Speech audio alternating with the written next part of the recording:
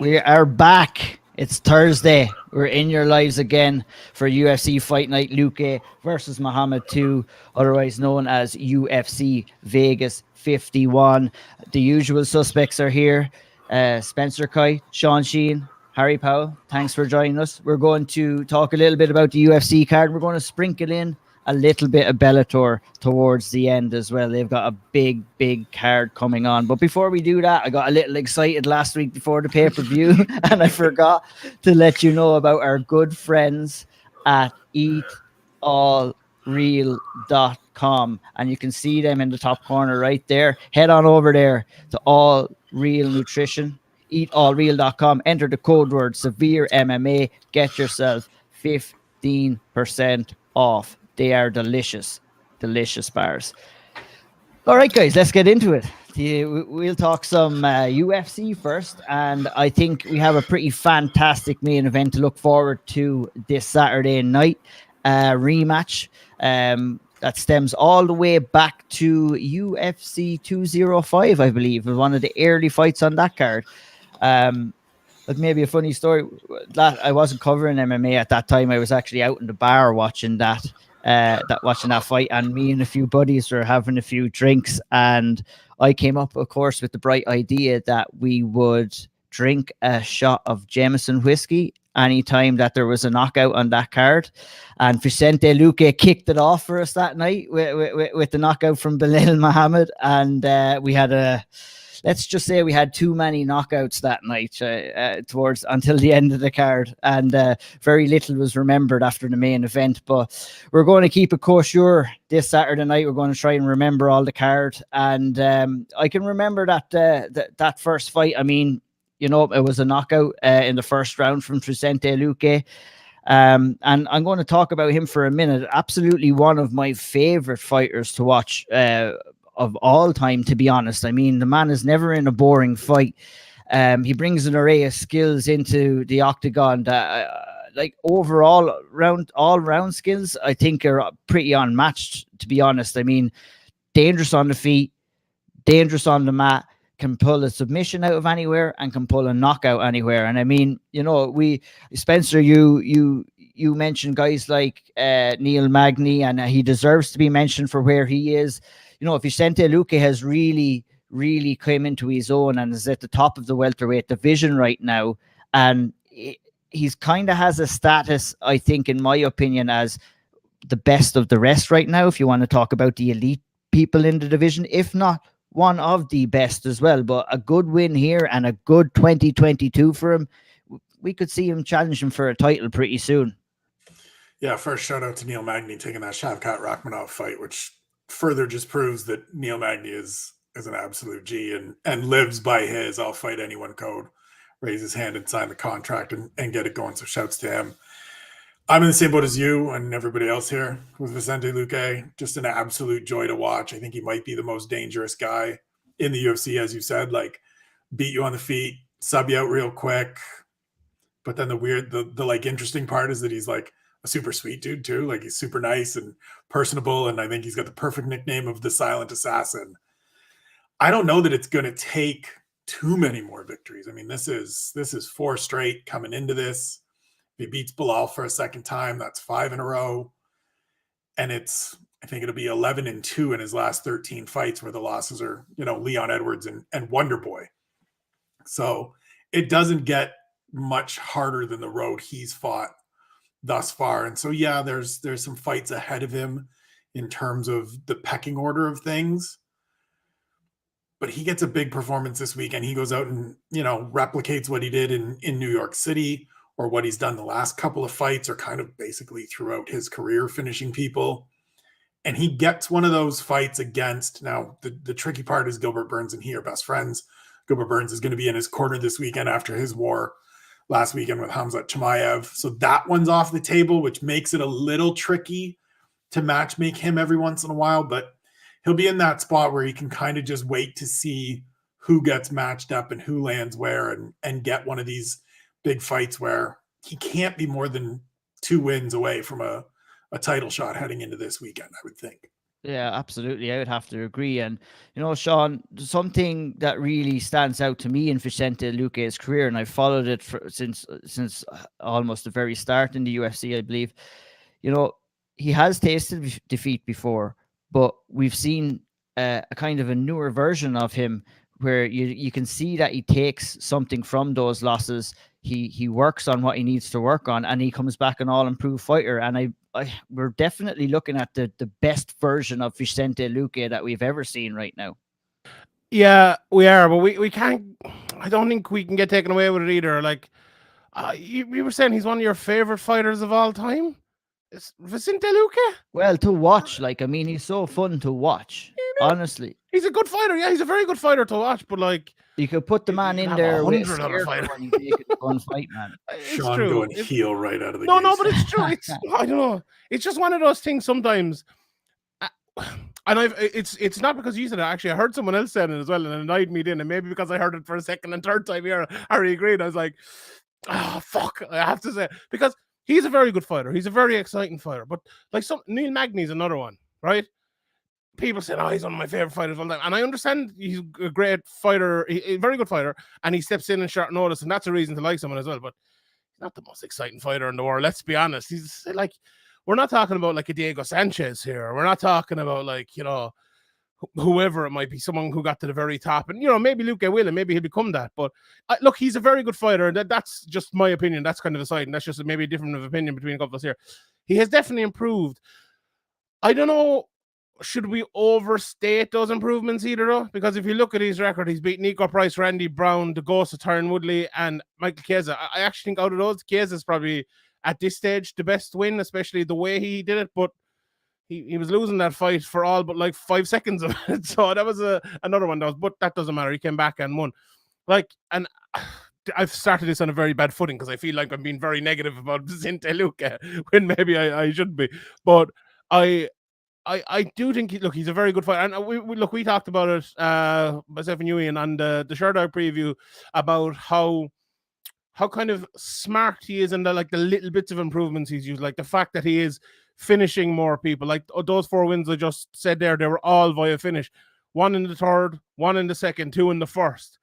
And that's unusual. If someone's finishing people, it's usually like first round maybe, or like the odd time you'd see someone like Ortega getting there late and finishing people. It's odd to see someone finishing people with chokes, two knockouts, 2 submissions in those 4 wins as well. So it's very, very varied, which says a lot about him. I think the whole thing about him versus Muhammad is can Muhammad kind of implement his game plan well enough to stop Luque being able to be a finisher? And that's the big interesting part, because if he can, I think he'll win the fight and win it pretty handily, to be honest. But if he can't, Luque, like, the thing with Luque is, right, I said he's a finisher, and if you give him a chance, he'll finish it. But the style that Belal can possess at times, and especially as we saw it against Wonderboy, he gives you no chance. And he's one of these guys that I think myself and Harry, I've done so many podcasts, I forget who I was talking about. I was talking about Sterling last week. No, it was actually myself and Ian talking about it. We're talking about Sterling. And, he kept going for the takedowns over and over and over. And he only got 2, but they won him the fight. I think Belal is one of those kind of fighters as well. He won't get disheartened. He will keep going for the takedown. He will keep doing what he needs to do. And that's a very interesting matchup. Like, I would agree with you. I don't know if you're saying it, but I would think they're saying that Lucas a slightly better fighter than Belal, especially at this stage of their career, and obviously before as well, considering he beat him. But I think Belal's style might be tough, and especially if he can implement that style, and if it's a 5-round fight, if it goes all the way, I think I probably fancy Belal. What do you think? I think that you're definitely right what you're saying. Obviously, we will be expecting Belal Muhammad to make some serious improvements on that first fight. That first fight, I thought Belal Muhammad's boxing was not good. I thought the fact that Vicente Luque kept switching stances confused Belal Muhammad, and he was trying to figure that out, and he didn't get the chance to figure it out because he got knocked out cold. Coming into this fight, I think Belal Muhammad is more comfortable in the fighter that he actually is, and he knows his style. And I don't think he did back then. So that's full credit to Muhammad for that. but there's no better man. I'd love to hear a breakdown what he needs to change, and maybe what Luque needs to change to counteract that. One thing I would say before I go to Harry is that I'm wondering how confident Muhammad is going to be coming in here, trying to press the action in the grappling department, because we know how dangerous Vicente Luque is with his submissions as well. Michael Chiesa found that out the hard way in his fight with him. So, Harry, what are your thoughts on the fight, and how do you see it kind of playing out? So I think the first thing, I'll talk about both fights individually, and then how I think the fight goes. I mean, I was actually vastly impressed with Luque in the Chiesa win for a couple of reasons. Firstly, Shawnee was right. You know, he got taken down after he hurt Chiesa a little, clipped him on the feet. Chiesa took the shot takedown, hit a lovely takedown. But immediately, as the takedown happened, Luque was getting his inside frames. He was working back to half guard. Now he scrambled for the back. And at the time, I remember watching it like, Chiesa on your back is a horrendous place to be, right? But Luque is clearly so confident in his scrambling ability. And what he did do really well is he never let both hooks come in. He was always doing a great job of misaligning his spine with Chiesa's back, which is where you get the most force for the choke. He was always addressing the hands.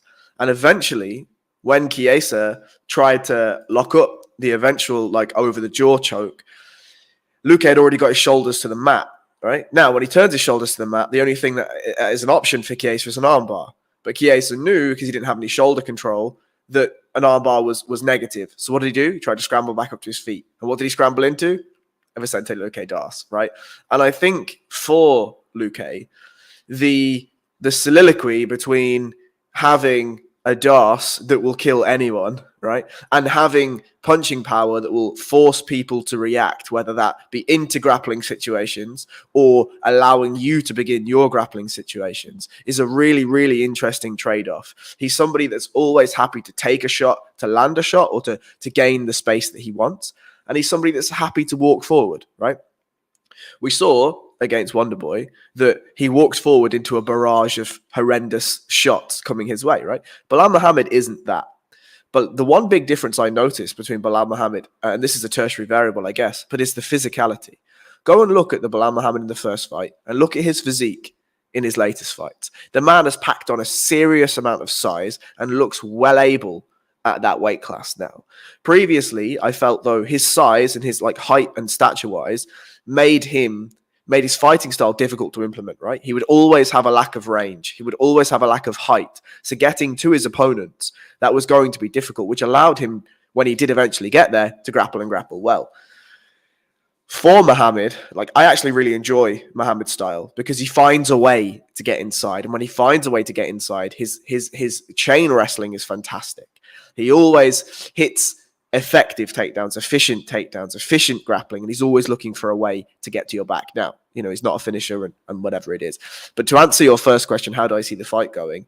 This to me is a question of range. And almost always every fight is a question of range. But can Muhammad gain respect from Luque by dictating the range and pushing Luque back, pushing him against the fence and tiring him in those situations? Sean made a fantastic point, and that's that when Belal gets into an offensive wrestling cycle, there's no space for you to lock up darces. There's no space for you to turn into guillotines or do whatever. He is constantly lacing legs. He's constantly mat returning. He's constantly stripping posts away. And that's something that Luque will have to deal with. Or are we going to see Luque start to land damage on the feet and force Belal into suboptimal wrestling cycles? And if that's the case, I mean, Luque is going to take whatever he wants. The smaller cage, Harry, in the Apex is, you think it'll probably, I would imagine it will suit Muhammad in this fight more than it would suit Luque. Would you agree? I would agree, but again, it depends on what happens in the first 30 seconds to 45 seconds. Like either Belal Muhammad is going to be running around in a very small cage, not being able to find a way out and taking damage, or Luque is going to have nowhere to go and the grappling is going to be suffocating. So I think the small cage actually lends itself to both fighters in a strange way. But either way, it's a fantastic fight. I'm really, really, really excited for it. Me too. Like, I mean, I didn't mean to gloss over Belal Muhammad's chances in this. He really looked good in his last fight against Wonderboy Thompson, Spencer, didn't he? And he's really proved himself that he deserves to be in the top of the division. Like, a solid good win streak on the go right now. Some decent wins against Damian Maia and Stephen Thompson. I mean, he has every chance to win this fight too. Oh, absolutely. And I think probably the most prescient thing that's been said thus far is he has figured out who he is as an athlete, who he is as a fighter, and not just from I've taken these steps and I see it working. It is a internal thing. I remember talking to him at the start of last year before the Diego Lima fight. I went back to the Jeff Neal fight and said, that's the last loss. It's been really good since. What's the takeaway? And he said, I felt a ton of pressure to perform at a different level and to get some of these finishes, and that I needed to do X, Y, and Z. And he referred to it as I needed to go out and have a Showtime kind of performance. Obviously, he's trained with Anthony Pettis a lot in the past. And he just right away followed that up by saying, that's not me. That's not who I am. I'm not that guy. I need to play to my strengths. I need to do the things that I'm best at. And we've seen since then that that's 100% who he is. He understands my pace is better than yours, and you can't keep up with it. My pressure is too much for most of these guys. My relentlessness, as Harry said, about the takedowns and the mat returns and the pulling away posts and just giving you zero. He is a suffocating fighter when he is on his game. And he absolutely, I didn't expect him to have the success that he had against Wonderboy.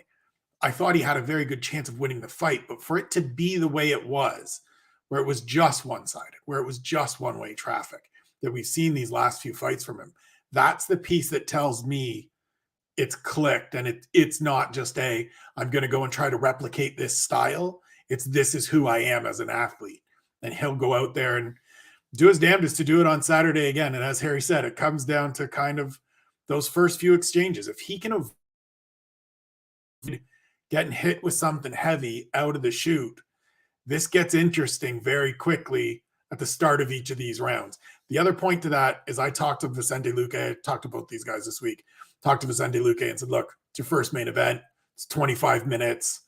Does training change at all? And he said, I'm not pacing myself. I'm not changing my pace. So he's coming out there as he always comes out there. And so we're going to see what happens. That may be an absolutely terrible decision, because he may gas down the end of the way if he can't get Belal Muhammad out of there. But it also puts Belal in jeopardy from the jump. And so, like Harry, like everybody else, I just can't wait for this one on Saturday. Absolutely, me either. Before we wrap this up, Sean, do you think in some kind of ways, and this is going to sound strange, Belal Muhammad getting knocked out in the first fight when these two fought may play to his advantage this time, because it will have him super focused and he will not want to be taking too many chances in this fight. I can imagine that he's going to be all the way out or he's going to be all the way in. And it's that movement in initiating the grappling to push Luque up against the fence to get him down is going to be the important factor in this fight. Yeah, I would agree. Yeah, I think the wrestling will be the key to win him this fight, honestly. And maybe he wouldn't have said that before the Wonderboy fight, but I think it was such a factor in that fight that you almost couldn't not say it from this fight. And your point is actually an intelligent one, because maybe if they fought the first time and it was an even enough fight on the feet or something like that, maybe he would go out and try to fight him on the feet again. The fact that he did get knocked out heavily, the fact that he wrestled very well in his last fight. Now, that fight was a long time ago, so maybe we were overstating it a bit. But if it does in any way play into him actually trying to take him down, I think it will benefit him, to be honest. Now, as Harry said very well there, and I'm sure as we'll all say, the jiu-jitsu, look, we talked about it somewhere. I don't know. I'm always saying I repeat because I repeat myself nonstop because I do 1,000 podcasts a week. We talked about jiu-jitsu changing and becoming more of a factor if there is a big enough deficit between the fighters in terms of jiu-jitsu. I'm not sure there is here, to be honest. Luque is very good, and if it was a straight jiu-jitsu match, I'm sure Harry tell you there that Luque would probably win, 7 days a week and twice on Sunday, but it's MMA and it's very different. And I feel like Belal's style as well on the ground, is, you know, maybe not the most score heavy or criteria heavy or anything like that, but it is a very kind of dominating style, and it doesn't leave him much room to score, but it also doesn't leave his opponent much room to get any offense off. So look, I think that's what he'll try to do. But in the middle of it, as Spencer said, like, if what Spencer said there is correct, and I don't doubt him, that Luque's plan is to come out at 100% from the very start. If he goes at 100% for 4 or 5 minutes, then Belal takes him down in the second round and the third round. By the time that fourth round comes, that's going to be a big issue. A big issue, because if he doesn't go 100%, let's say if it's a nice normal fight for the first 2 or 3 rounds, I think he'll still probably have that power there in the third and fourth round maybe, or, you know, the ability to catch him maybe in a sub. But yeah, it's interesting. Like, we always talk about it on this and on the Severe MMA podcast as well, how big going from a 3-round fight to a 5-round fight is, or, you know, just each 5-round fight is very, very different. And it takes a lot, and you have to be tactically very aware, and you have to change your tactics up for it. It'll be interesting to see how that changes in this fight, because if Luque, it does take away a little bit of that and isn't a finisher, he's probably going to lose the fight. So maybe he's better off doing what Spencer said to him and looking for that finish. Now, not going out balls against the wall, fucking William Knight style, throwing paws around the place, but, you know, take your time, look for the big shot, you know, Romero style, Romero style, or something like that. Not as bad as Romero, not throwing 2 shots around, but something like that. I think that probably would benefit him, especially if Belal can get the takedowns. But look, if Belal can't get the takedowns early, it's up there for anyone. It should be fun. I think, sorry, if I could just jump in, one thing about the jiu-jitsu specifically. I think the thing that is the most interesting is the application of jiu-jitsu, right? Belal is not willing to take risks in his application of jiu-jitsu, because as with all things, there are counters to almost everything, right? In the grappling style that he promotes, and this is something Spencer obviously talked about earlier, he wants to give no chances. He wants to give nothing. We've seen smothering, we've heard wet blanket, we've heard all these things, right? All of these are exactly fine. Luque is willing and able to give chances. And that's what allows him the potency of his submissions. You look at the Tyron Woodley fight. He hurts Woodley a bit. Woodley jumps in, and all of a sudden he's in a DAS. Chiesa turns in a scramble, ends up in a DAS, right? Like, you know, the positions that Luque finds himself in are a give and take. They are a relationship, a conversation of situations. Belal's not here for conversations. He's not here for relationships. He's here, as Sean said, the style isn't dramatic. It's not score heavy. You know, everyone saw the meme of him and Wonderboy punching each other in the face against the cage, right? But it's one that is dominant, and it's one that's energy efficient. And the thing that Spencer said worries the fuck out of me if I'm Luque. Yeah. Can I just come in? Sorry, just one thing. I actually, do you know what the funny thing is? And I look, what you said there, I agree with, and I've said the same thing. Belal hasn't always been that way, though, has he? You know, he hasn't. Like, he went out toe-to-toe with Leon Edwards there in a fight, like a couple of fights ago. He's done it, you know, I watched that Lyman Good fight back. Jeez, it seems like it's a week ago or two now. He hasn't always been like that. It feels like it was kind of a new thing for the Wonderboy fight. Something like, maybe we see this, and like, I think a lot of people probably thought that was the best Belal ever. So like, why would he change up for this fight? But you know, he can fight. He can fight both ways. It's not like he's just a wrestler. He can come out and strike as well. So you know, it's a good fight. Though. It's the power of Luque, though. It's the differential in this fight, exactly. And I think Luque can. All right, it'll be interesting to see how he does in round 4 or round 5, but I feel that Luque still will be able to have the power in rounds 2 and rounds 3 at the very least to get Belal out of there. Now, that's what, you know, I think this is going to be a much closer fight, obviously, than the first time. I just can't see. I think Belal is very sloppy in close and in clinch range, that he doesn't protect his chin too well while he's exiting from the clinch. And I think that if he makes one small mistake against Luque, it's going to be all over for him. My fucking favorite fighter of all time, Sean Sheehan. Look, I get a bit excited at the start of our podcast. How did he get on against Wonderboy that time? He should have won. I don't care what the result was. It was a great fight to look at. My guy. I actually had to go back and check. I knew they fought. I couldn't remember the result, and I thought he's only saying this now because he beat Wonderboy. Shit, he got fucking smoked by Wonderboy. Something I'll ask both a quick go on, prediction for me. We'll do a quick roundup, and we can finish off on this fight. A quick prediction for me. I think that Muhammad can win this fight. I think if he does win this fight, it probably will be by decision. But my prediction is I think Luque is going to catch him in probably late round 2 or round 3, and get him out of there. If he doesn't do that, and maybe that's why his game plan is to start hit the ground running there, because he knows if it goes into the later stages and Muhammad can implement his game plan, it's not going to bode too well on the scorecard. So my prediction is Luque by TKO round 3. Harry? I think Luque inside 2 rounds. I think that it's tough. The style matchup is tough for Muhammad. The question I was just going to ask is, with the Lyman Good fight and everything, and some of the other fights that we've seen, the potency of the overall skill set, I think, is such a problem when you're fighting somebody like Vicente Luque. He can put you away with one shot, and if you make one mistake on the ground, he'll wrap your neck, no problems. I think that will make Muhammad, as you rightly said, focus, but that focus, I think, sometimes will negate from the flow state that you want to get into, where you're slightly less tentative, you're slightly less thoughtful, and you just go out and fight. I think with the smaller cage, Luque is going to be able to press forward. And if Muhammad is going to press forward back, there's going to be an exchange of shots. And yes, the boxing is better, but I think the power is there. And if he's going to shoot early, I think the takedown defense and maybe a DAS, maybe a front headlock attack is there. Beautiful. Sean, you're looking how I'm feeling, like, because I feel like I'm after changing my pick already 5 times since we started talking about this fight. What's your final prediction? I'm going to go for a draw. And that's actually not sitting on the fence, because I hear that. I hear it.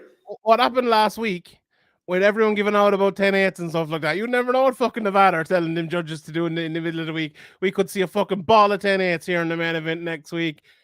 We've seen high pucks. We've seen Vicente Luque hits hard. Muhammad is very top heavy. I'm going to go for the draw. I think it'll be a draw. There you go. You get some price on that. Spencer, round us off. I just, as everybody else has kind of said, there's too many weapons and too many options for Vicente Luque. I think Belal can win this fight. And as you said, Ian, if he does, it's grinded out and it's just going to be suffocating. But there's too many chances for Vicente Luque to find something, whether it is one of those power shots like you dropped him with in the first fight, whether it's, at the end of a long kind of drawn out battle like he had with Brian Barberina, or whether it is early in a scramble like he has done to Michael Chiesa very recently. There's too much that he brings to the table to threaten Belal Muhammad with. So I'm going Luque inside of 3. I'll go Belal as well there just before we go, because I changed again. Lovely. Right, on to the co-main event, where 2 UFC debutants are getting the pleasure to fight in the co-main event. Omar Gozaiv against Sai Baralho. And we had a little brief conversation, Spencer, ahead of this podcast. And I'm going to ask you the same question I asked you before the podcast. Is like, why do you feel that we're seeing 2 UFC debutants in a co-main event on a fight night card? It's pretty confusing to me. It doesn't make too much sense, being honest. 2 of them are good fighters. 2 of them, it's a good stylistic matchup as well. But to me, I feel that there could be another couple of fighters on that list that's on the fight card on Saturday night that could have taken up the co-main event slot. But please, share with us your thoughts on this. So first, I'm going to plug the Speaker's Corner episode that Sean and Harry and I did a couple of weeks ago, talking about kind of organizing fight cards and how they get lined up. Sign up for the Patreon, download it, get it in your ears, enjoy it. I kind of feel, and I'm the guy that previews and recaps Contender Series for the UFC website. So I've watched all of these guys. I remember the reactions. I remember how everything went. And I kind of feel like there's a little bit of a wanted push for Kyle Bahayo here. He went out in his first fight last year. He fought twice last year on season 5. And in his first fight, it was just largely a clinch fight with Aaron Jeffrey, who was a Canadian kid, CFFC middleweight champion, probably one of the better middleweights kind of on the North American regional circuit. Wasn't a lot of flash to it, but it's a good win. Beating Aaron Jeffrey means something. And the UFC brass just wasn't impressed. Kind of just left him. And Kyle Bahayo said, well, screw this. I'm going to stick around. If an opportunity comes up, I want to fight again. He went up in weight, beat another guy, I think guy from the Strong Style gym in Cleveland, beat him in the first round up at light heavyweight, got a contract. And so I think there's a little bit of a, let's showcase this guy because we have the ability to tell that story on Saturday, right? That this guy did what we encourage these fighters to do and went all in on himself and bet on himself and stuck around and wanted to make a statement. And as much as I 100% agree with you that there are a number of fights that could and probably should be the co-main event here, there's also a little bit of that UFC narrative building, UFC kind of find a guy, let's see if we can push him. And so if you're the UFC, you hope this goes the way you want it to, or maybe don't necessarily want it to, but would be favorable for what we're going to see on Saturday in terms of promoting this guy. But it's a tough fight because Gadzi Omar Gozaiv looked pretty good in his fight. Anytime you go out and catch a knee bar, you get my attention. So I'm going to be paying attention and we'll see how it shakes out. Omar Gozaiv, Harry, he ticks off all the boxes when you're looking at a Russian fighter, undefeated, big overhand right, and an absolutely beautiful entry into a double leg takedown. And we've seen that in his first fight on the Contender Series.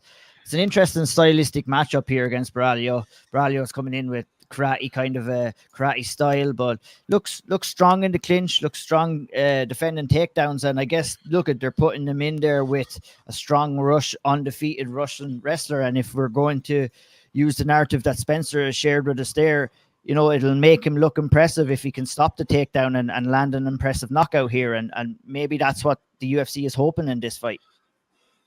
Yeah, I think so. I mean, I don't think we can say too much about the skill set of these guys until they're tested at the highest level, aka in the UFC, in that division. I know that Sean hates middleweight and whatever, but until we get to the upper echelon, to steal Graham's words, of that division, I don't think we can truly say what the skill set really is. But look, I'm not Gadzi. He's a Russian. He does jiu-jitsu. I like him. What do you want me to say? I like him. I think against. I'm not going to try and Spencer. What's this fella's name? Caio Bahayo. Caio. Thank you. Caio Bahayo. We don't know. This I think is good matchmaking. Good matchmaking in the sense that they're both at a level where they need a test, right? And for Caio Bahayo, you've got an actual legitimate wrestler, or so we see, right? He's got a Russian flag next to his name and he does double legs. So, my assumption is that he's a decent level wrestler. So we have a decent level wrestler against a guy that's happy in the clinch and happy on his feet, right?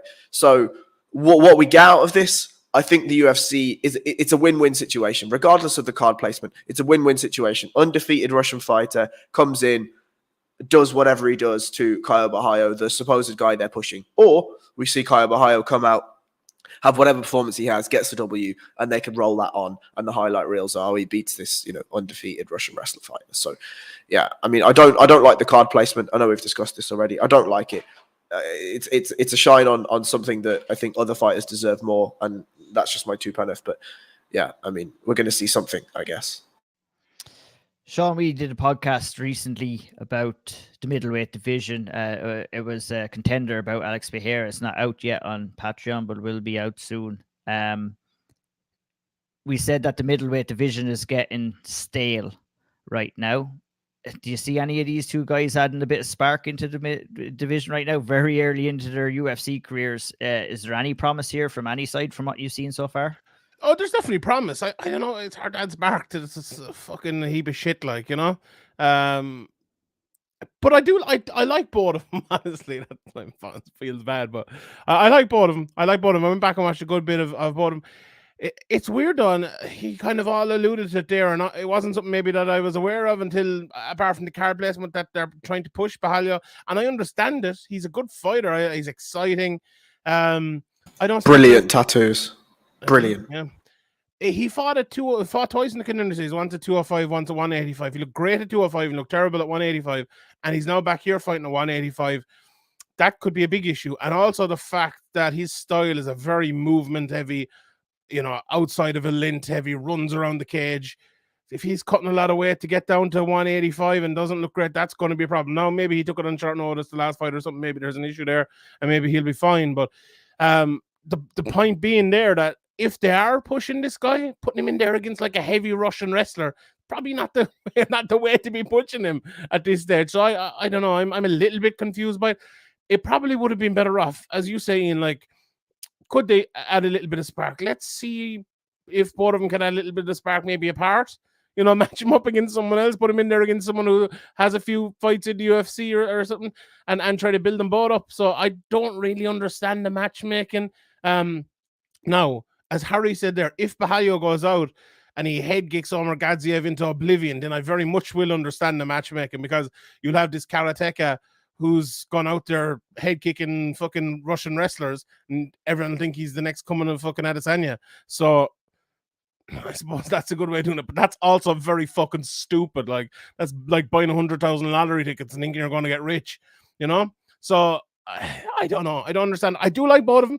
It could be a good fight. I just hope Bahayo can stop a couple of takedowns, because if he can't, it'll turn into a very fucking boring main event. It'll be turned into one that lads will be getting up going for a piss for 45 seconds in, which is not what you want in a co-main event.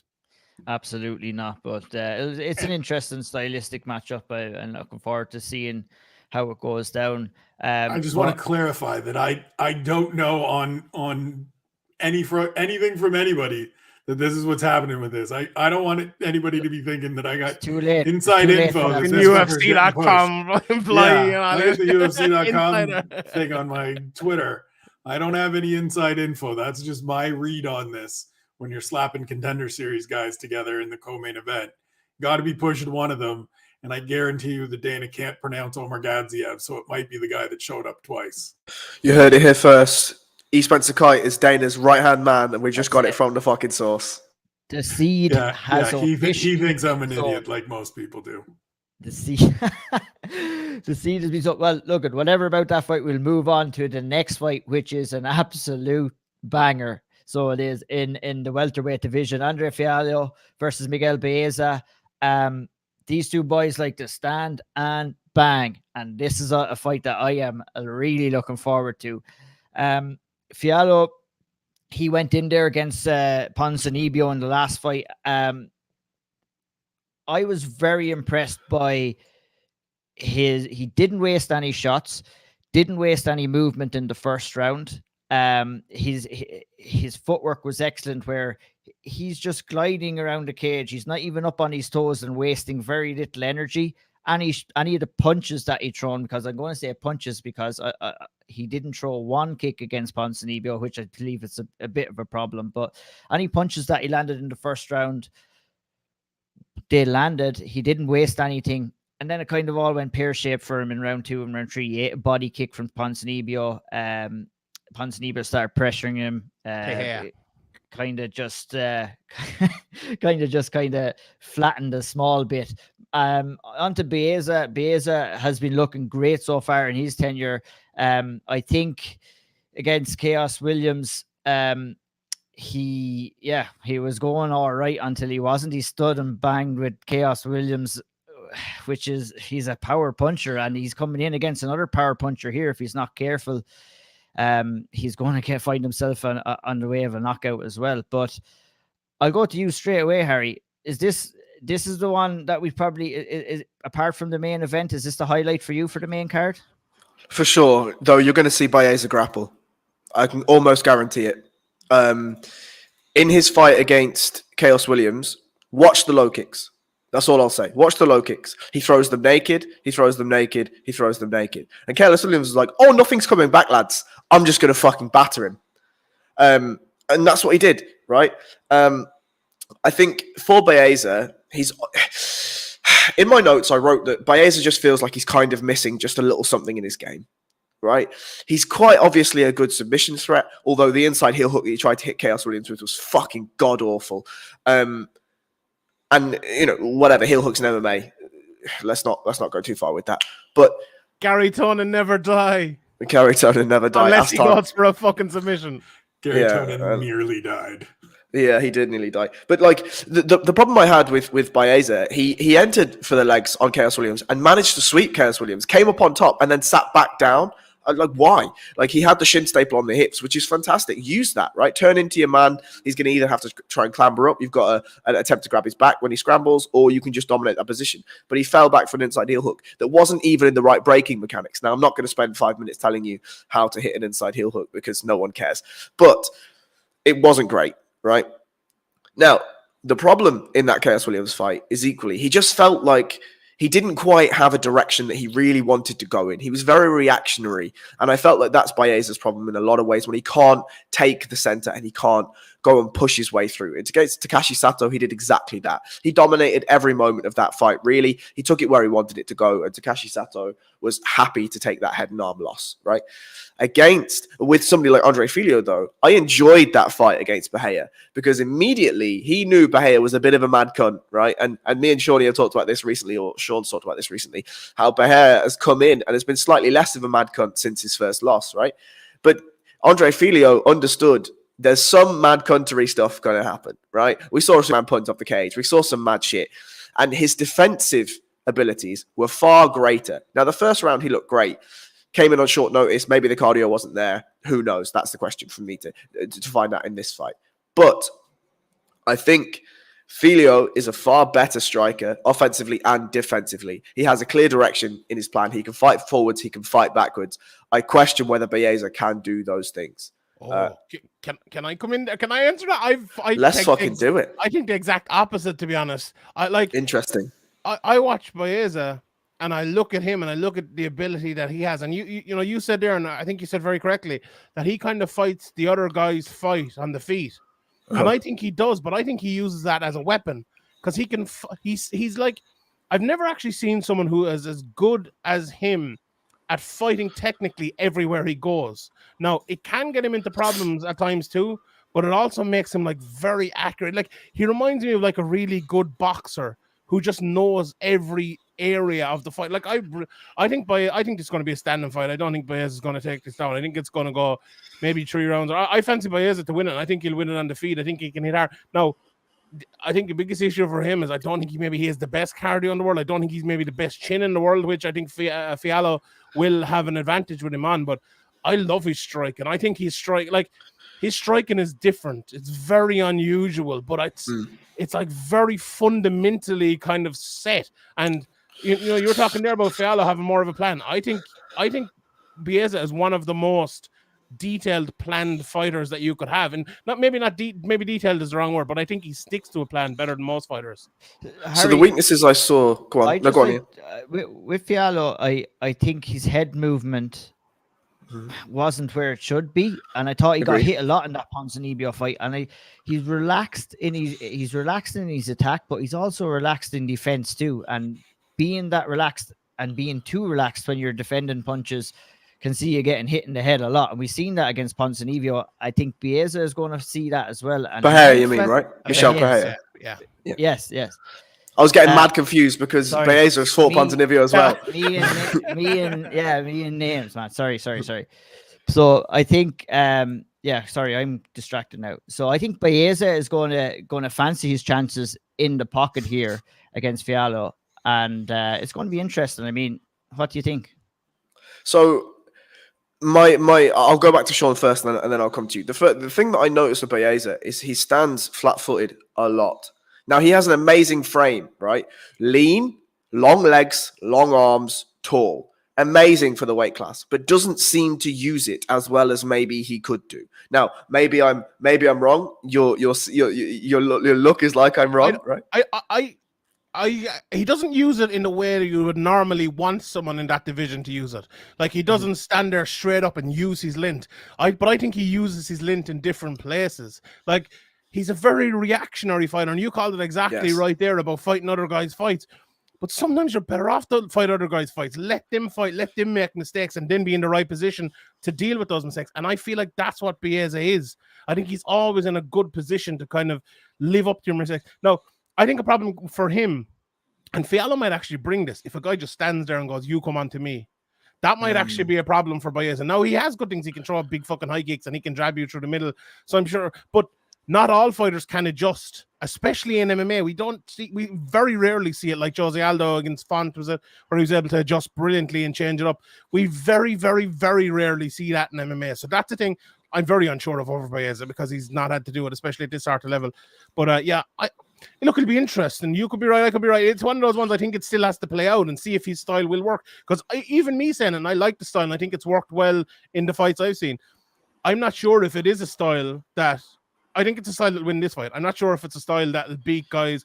You mentioned, sorry, who do you mean? I don't know. Someone higher up, like, let's say if you say he fought a Sean Brady, or he fought someone like that. It'd be a very difficult style to fight against someone like that, or a Hamzat or someone. So, yeah, I think against this sort of guy, he's a lot of improvements to do as well. So that's another thing. We talked about Ian Gary last week. He's only 12 fights into his career. Lots of improvements still to do, but I do like it. And do you know what I like most about it? I like someone fighting a bit differently. It's great. I love a jab, and I love a guy throwing beautiful straight lefts and straight rights and combinations. But I also love a guy who's doing it a little bit differently, but with those fundamentals as well. And I think that's what Baez is. And I like Fialo as well. I always compare him to McGregor. I think he fights very like McGregor. He's like this pressure counter fighter, except an orthodox fighter. And I think he's very, very good at it. And as you said, Ian, against Bahia, he took that fight on short notice. Maybe gassed out a little bit. This will be a great opportunity to see if he can kind of take it 3 rounds. For sure, because I think, and to come back to you, Ian, if I can, just very quickly, that's the one thing I was really, really impressed with Fialo is his ability to cut the cage and his overall footwork. I think you were absolutely right that his head movement wasn't great and he did get hit quite a bit. But Pereira also has some strange setups, and maybe to lean on what Sean's saying, maybe that will be his undoing, right? Baez is going to throw from interesting places and not obvious places, and maybe that will be the undoing of Fialo. But I think the power advantage probably goes with Fialo, and I think we have seen equally that Beza sometimes, especially in the Chaos Williams fight, tends to throw things a little bit naked sometimes, and if Fialo can make that read and he puts Beza under pressure, that can be his breakthrough. Just before I hand it over, Dan Edwards, if you live in Woolwich, right, or in southeast London, you might have seen me in a Sainsbury's. Fair play to yourself. Nice. Spencer, both of these fighters seem to kind of not gas out but tire out in their last fights. This could very well be a battle of the cardio, a battle of the gas tank in here, amongst other things. How do you unpack everything you heard so far about this fight? I mean, I think it really does. I think this is actually the fight where we learn the most about each of these guys. Miguel Baez is coming in off 2 losses, his first 2 career losses. The fight with Ponzinibbio was a solid fight. It went the distance. He's in there with a guy that's, top 15 for a long, long time. And you learn a few things about yourself. The thing with the Chaos Williams fight, as has been said, naked kicks. I think his corner told him at the end of the second round, in between going into the third, no more goddamn kicks. And he goes out and throws a kick. And Chaos Williams smashes him in the face and we're done. The thing with Baeza, to me, having spoken to him, I've watched a bunch of his fights. I think he's one of those guys that is a tremendous athlete and hasn't quite figured out who he is as a fighter yet. We were talking about Belal earlier, that he kind of figured out this is how I have to deploy things. I think Miguel Baez is kind of torn between 2 or 3 different people that he wants to be in the cage or that he could be in the cage, and he needs to figure out this is who I am and how I'm at my best. I don't know if Andre Fialo is the guy that you want to try to figure those things out against, though, because as much as he didn't look great down the stretch of the fight with Michel Pereira, you're taking it on short notice. It's against a lunatic, as Harry said. You're kind of trying to conserve some energy and not sure what's coming, and it's your first fight in the UFC, and there's all this. I think we see a different version of him this time around. I think we see something more akin to what we saw in his 2021 performances, where he was just murdering people. And that's kind of dangerous if you're Miguel Baez, who's coming off a knockout loss. And we've seen get hurt a couple times, right? Got hurt in the Matt Brown fight and had to rally and come back. And so to me, I think I don't think this goes the distance. I think I said it on the newsletter this week. Like, I will be shocked if this goes 15 minutes. And I don't think it even goes 5, because I think Andre Fialo comes out a lot more aggressive. And it's just a matter of who's able to land or who's able to dictate what happens in that chaos early in the fight.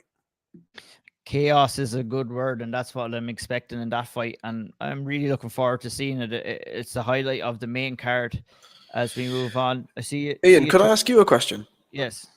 On On that fight, do you think that strength of schedule plays into a factor at all? Like Beza has been in there with a Ponzinibbio, right? And a very, very solid fighter. Andre Fialo yet hasn't tasted that. Do you think that plays into this fight at all? Plays into it a little bit. Like Fialo was in there with Miguel Pereira, who is not an easy task either on your UFC debut as well. So, I mean, I think this is the perfect fight for both fighters here, where it's like not too much of a test for either one. It's the right time for these two fighters to be fighting the caliber of opponent that they're fighting. I mean, this fight could go anyway. The two of them are wild. Fialo is controlled in his chaos, but he's got some wicked power. We've seen that in his past fights before coming into the UFC. Didn't really get to show it. It's hard to come in there and fight someone like Pereira, and especially in your first UFC fight as well. So I think this is a bigger fight for him, I think, than it is for Beza. So I'm interested to see how, he can be forgiven for things not going his way against Pereira, but this is a fight that he could win, and it'll be interesting to see if he can get it done, to be honest. So yeah, I'm looking forward to it though. It brings us on. Mara Breno Silva is taking a move back up to the 135-pound division. Didn't have the best run when she moved down to flyweight. She was defeated in her last fight against Manon Firo. And I think, this move back up can only mean good things for her. That Firo fight, it was frustrating to kind of look at. She was getting beaten up and she was shrugging her shoulders and nodding her head. But I was like, yeah, there's no good doing that when you're taking a shit ton of punches. You got to find some attack. Was she hesitant to fire that attack because she had cut that extra 10 pounds? Well, we'll find out in this fight, because I think that this is a very winnable fight for Bueno Silva against Wu Yanan. Wu Yanan is not a great fighter. I don't think. She's very slow and lethargic. And I think that this is a kind of a setup for Bueno Silva to kind of get back on the horse again. Wu Yanan is good when she does attack, but I don't think she attacks enough. And I think that that's going to play into Bueno Silva's hands in this fight. I'll go to you first, Sheehan. What do you think of that assessment? I think Wu Yanan is winning this fight. She's my flyer bet of the week. She's plus 350, I think. I think she's winning. I don't see anything with Bueno Silva. I don't think she's that good. Obviously, when it goes to the ground, she's very good. The biggest issue, I think, for Wu Yanan is I think her cardio is awful. And but the way Bueno Silva fights, as you mentioned there, Ian, like she's like a Diaz sister, like roaring and shouting a bit. She reminds me of Bobby Green when he was really shit, when he did nothing but talk shit to people. Remember that? Like, she reminds me of that. She's like, oh, I'm this great fighter, but she doesn't fucking produce it enough. And I think Wu Yanan is a very, very good striker. Well, very, very good striker is a bit much now. She's a good striker. She can hit hard. She's very good footwork. Do you know what? I actually think she needs less footwork in this fight to save her cardio a bit, because Bueno Silva is not a hard person to get away from. She is not great at cutting off the cage. She will stand in front of you. Like, she won't even attempt to go for a takedown because she thinks she should just be given the takedown.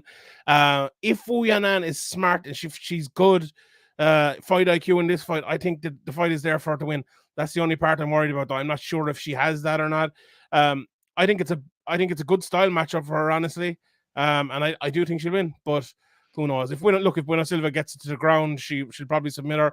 Or if it goes late and Wu Yanan gets tired and she falls over or something, she'll probably get submitted. But I think this will only be a good fight if Wu Yanan wins it. I think if maybe it'll end quick or something like that. But I don't know. I hope it's not another fight like that, because I hate those fights. I hate people just talking on the outside. I love people talking in the cage, like Nick Diaz or something like that. But when you're talking, you're not fighting, you're not doing anything, and you're just letting the fight go. It's really annoying. And she has that in her locker, and I think she could do it again. That's what frustrated me working at Bueno Silva. Is it's okay to have those antics if you're landing punches, but don't take punches and start playing up and putting your arms behind your back and shit like that. It's like, what are you doing? But this is her chance. I think she does have a good chance to win this. She has a good win at 135 over Gillian Robertson. by submission as well, and that's no mean feat against Gillian Robertson, who is known for her submission skills. Spencer, how do you see this fight playing out? Do you see that feel that this is a chance for Brena Silva to kind of get back into the win column? Do you think that the move up in weight will suit her? I think it is, and I think it will, and I love the fact that Sean gave you shit for being excited about Vicente Luque and then said Wu Yanan is a terrific striker. Which just, I mean, this is what you come to Severe Preview Show for. We're used to it at this wild stage. shit For like bullshit. that. It's terrific. It's great. How dare you love Vicente Luque? Now let me talk about Wu Yanan. I think this is a good move for her. Like, I think this is the right opportunity. I think the division is far more shallow. I don't know that she can necessarily string together 3, 4, 5 wins and become a actual title contender. But in terms of the depth of talent in the division, I think 35 is a lot more shallow than 25 is right now. And we've seen that, right? That's probably part of why she's moving up. Obviously the losses and the weight cut and things like that. But she ran into Manon Fiorot, and she's not going to get past that level. She had a draw with Montana De La Rosa, where kind of one of those fights where, yeah, it was rightfully scored a draw and didn't feel like a fight that either of them was really dominant in and was going that direction. I think she can go up here. I'm very interested to see if she tries to grapple more. I think those wins that she has in the UFC, both of them first round arm bars. Gillian Robertson, you mentioned. Mara Romero Barella is the other one, who is a decent grappler as well in her own regards. She had some submission wins early in her career on the regional circuit. I want to see if she comes out and kind of changes it up, because it felt like in the fight with Fiorot, she was trying to prove a point. She was trying to prove that I can strike with this supposed great striker, and it didn't work out. And so if she can get back to kind of mixing things up a little bit and being a little multidimensional, I think she is a better fighter than Wu Yanan is, and I think we'll see that on Saturday. Big time. I'm looking forward to that one as well. It's a good matchup and a kind of a crossroads, if you say, for both fighters. Harry, I'm going to scoot on here because we're getting along. We have a couple of more fights to talk about. We have a bit of Bellator action to talk about as well. But I'm going to bring you in here to talk about Pat Sabatini and his fight against TJ Laramie. I really love Pat Sabatini as a fighter. I think that he came over as the CCFC featherweight champion. He was due to get his UFC run a couple of years back, but sadly broke his arm in a title fight, had to come back, win the title again, got into the UFC. It was a nasty break. I watched that fight. It was nasty. I love watching Sabatini once he gets the fight down to the ground, and I'm sure you do as well. I think that his top game is so smooth. He just flows from into full guard to half guard, flows onto the back. His back takes are excellent. I'm not going to butcher, but I'm going to let you tell us how good he is on the ground. Absolutely. I'll start with Laramie because there's not a ton there to say. I was not impressed at all with TJ Laramie's debut, right? I mean, if him or his team had done 15 minutes research on Derek Minner, they'd have known that a guillotine was a big problem, right? And he runs into a guillotine inside 2 minutes. Like, what are we doing?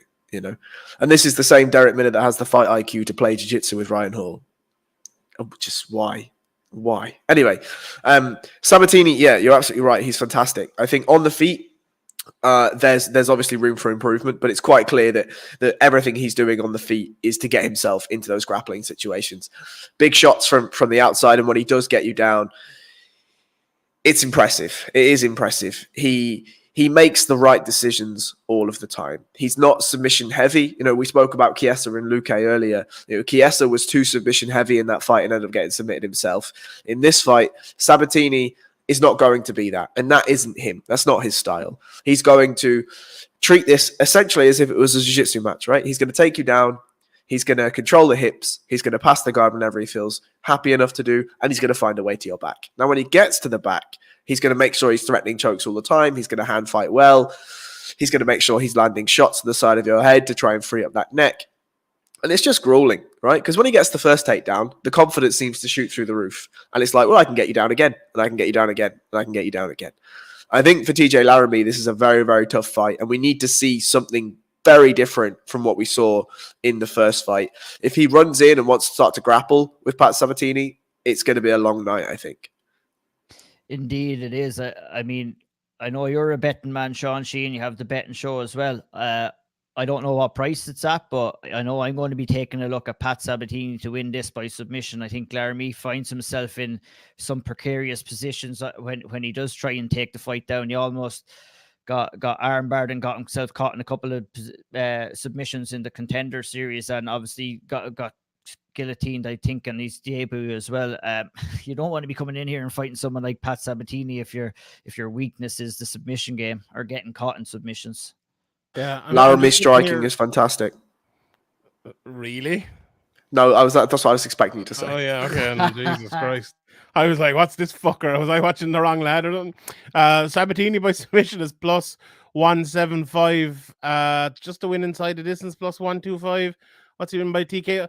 TKO on plus 900. Sabatini wins by TKO. Okay, well, that can't be right, is it? If it is right, I'd be fucking betting on that because he'll probably submit him. I think the submission is more likely, but I think, look, Laramie is a good wrestler. That's the best part of his game. But Sabatini is a different level of wrestler to Laramie. I just think he's going to take him down, as Harry said, and, it's just better at jiu-jitsu. And when you have that combination, it's going to be a tough night for Laramie. He's getting finished on the ground by Sabatini. That's the only way this fight's in them. I think so too. The last fight on the main card is Manuel Lazez against Angelo Luesa. Short noticed opponent. Alessio Zaleski had to pull out. I'm absolutely devastated that fight didn't happen. Talk to me a little bit, Spencer, really quickly before if we move on. We'll breeze through this fight. We'll breeze through the prelims. We'll talk a bit of Bellator, but just speak to me a little bit about Mansour Lazez, long rangy Thai fighter. Got absolutely devastated by a triple body kick by Warley Alves in his last fight, which would have made me worry a little bit about him going into the Zaleski fight. He's coming in here against short notice opponent. Not going to lie, don't know too much about his opponent here. Maybe you can educate us all, please. So the guy he's fighting, Anglicus, trains down at Sanford with that whole crew and was at 365 when it was 365. Longtime sparring partner and training partner for Kamaru Usman. Lost to Jack Della Maddalena on the Contender Series, and Della pieced him up pretty cleanly on the feet for 15 minutes. I'm in the same boat as you. Zaleski dos Santos, I wish you were fighting. This would have been a great fight. I think he wins that fight handily. Lazez is one of those guys that he's the guy, right, that somebody showed a clip of him to Dana White's kid, and Dana White's kid showed it to Dana, and they signed him, and then he has that big debut on Fight Island, and he gets a win over Abdul Razak Al Hassan. And a lot of people thought it was tremendous in this great performance, and I kind of sat there and was like, all right, he won a decision. And then he gets folded over by Warley Alves. He gets a real test against somebody that, has fought pretty regularly, and we know the level of him, and he loses. So he's a guy for me. I was looking forward to the Zaleski dos Santos fight just to see that question answered about where does he fit in the division? How does he do against a guy at this level? But now with the replacement, I think he goes out and has a really good performance on Saturday and gets another victory. And we'll see that test next time out, hopefully. Just one thing as well, we have to mention, like Munir Lazez on the week that Daniel Kinnan was named, by the US authorities, the Irish authorities, and like a 5 million bounty put out in his head for all, the alleged crimes down through the years. He is a manager and an advisor anyway to Munir Lazez, and he has it up on his Instagram. It's not been deleted as of yesterday or not. It'd be very interesting to see if he's asked about that in the press conference before and after, because we see people coming out. Michael Conlan has tried to distance himself. Bob Arnhem has tried to distance himself. Top Rank, even MT Clay Global has tried to distance himself, which is ridiculous. So I think if there's any media members who are there on Saturday night, they need to ask him that question if he's there in the press conference afterwards, because it's a massive question in combat sports and in the world in general this week. So that's we have to mention that there as well. Indeed, yeah, very, very good point.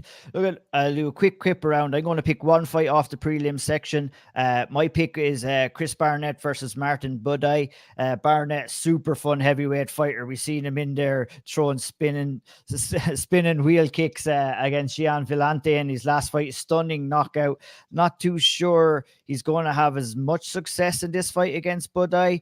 I mean, speaking truly, I think he went in there against the zero fucks given Gian Villante, to be honest, that really doesn't care too much anymore, and kind of that the result was what the result was. He got spinning wheel kick knocked out by somebody who shouldn't really look like they should do it. But Chris Barnett, full of surprises, dances his way out into the octagon, and always is in fun fights, and just a good character all around. I'll go over to you, Sean Sheehan. Give us one card from the prelim, or one fight from the prelim section. There's a few I like and there's a few I really don't like. I'm not a big fan of the Hughes Nunes fight. I don't think that'll be great. I like Alating Haley against Kevin Kroom, but maybe Spencer will be able to talk about that one a little bit more. The fight I'm very intrigued about is Jordan Levitt against Trey Ogden. Trey Ogden coming in, winning belts outside the UFC and stuff. He's a very good, well-rounded fighter, very good wrestler as well. And Jordan Levitt, I haven't been able to find any footage of him striking. He's that good of a wrestler. And he doesn't look like it. He looks like one of those lads that, might be doing a bit of jiu-jitsu on a Thursday morning or something like that, and gone into the office to work afterwards. But he's strong as a fucking ox. And it's weird. Like, he doesn't look it. But it'd be interesting to see if he has that same strength against someone like Ogden, who is a higher level, I think, of wrestling than I think he's faced for. Landsberg versus Kinzad as well for the European crowd. I think that it'll be interesting to see if Landsberg is getting pushed against the cage in all of her fights, or if she's the one doing the pushing against the cage. And this fight will tell, because Kinzad is going to strike with her. So yeah, there's some good stuff on the undercard, but I'm not a big fan of Garcia against Ronson. I just think it's like journeyman versus journeyman. Jack Close is going to destroy Brandon Jenkins, and then the other ones. Harry, just a quick one. Anyone that you're particularly looking forward to? I mean, you asked Sean for one fight, and he gave you a breakdown of the whole fucking card. I took them all. Give them all. I mean, Jesus. I like Landsberg Kianzad. I think that'll be a fun fight. And equally, I like Barnett versus Budai. I think Barnett is just a mad cunt. So. And as always, Spencer, we'll finish with you, sir, for the prelims. Your prelims fight of the night, please. Well, I'll just mention the one that Sean left out, which is Devin Clark and Thick Willie Knight. I have no idea who was advising William Knight to take these short notice fights at heavyweight. Like, God bless whoever it is. Like, look, get a paycheck. I get it. But like, you didn't look good last time when you blew weight by 12 pounds. And now you're taking a short notice fight at heavyweight just to take a fight. Like, that's not the way to build a career. This is the wrong decision. And I think it's going to show on Saturday, because Devin Clark, for as inconsistent as he's been, is probably going to go out there and wrestle him into oblivion. As far as the pick for the one, it's the one that Sean doesn't like. It's just because I'm Canadian and Jesse Ronson's a guy that's been around forever. He's had a weird stretch. His first 3 fights in the UFC were Michel Prazeres, Francisco Trinaldo in Brazil, and then Kevin Lee. He lost all of them by split decision, got the axe, went on a 6-year odyssey before getting back, including where he got signed, said he would fight at lightweight, and they did basically his medicals and said, no, you're too heavy to fight at lightweight in 6 days. You're out of that fight. And by the way, you're cut and you're never coming back. And then he made it back, and he knocks out he lights up Nicholas Dalby and chokes him out, gets ready to have this celebration. And there's his moment. He finally gets it. And your man popped hot. And so now he's been off for 2 years and he's finally coming back. And so it's just one of those, like, I like a good story, right? And I told that story with Jesse this week on the website. And it's just that one that I want to see if he can finally get it, just because he's a guy that's been around, that I've been aware of for so long. But the Alateng Haley, Kevin Kroom to kick off things, like, this to me is, we're going to get the party started in a good way.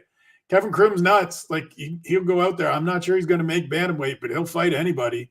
He'll show up tomorrow with a kendo stick to weigh-ins because he's just a lunatic, right? And Alateng Haley has looked good thus far. He's had some good wins over a couple of good guys. He's a great, big, thick human being that go out there and continue to improve a little bit. I know he's had a ton of fights, but he's kind of still young despite having a ton of fights and being 30 years old. So if he makes a little advancement, he can go out there and put it on Kevin Kroom right out of the gate. Do you know what Ian was saying earlier on about someone maybe bringing a bit of a shine to the middleweight division? I think he could bring a bit of shine he's in the bantamweight division. There's plenty of shine in that, but I like him. As you said, he's 14-8-2. That's another great record, but I don't know, the skills are there. The skills are there. And when the skills are there, it can always happen.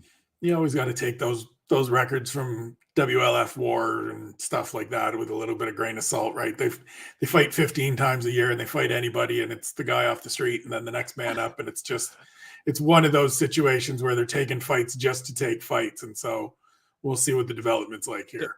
There was a fighter recently. I'm not sure. I saw like the Sherdog chat and the lads were talking about whatever fighter it was, and I think they went from like they adjusted their records because they found out like real fights or whatever, and they went from like 20-2 to like 10-4 or something like that. Some of those fights are just absolutely crazy altogether.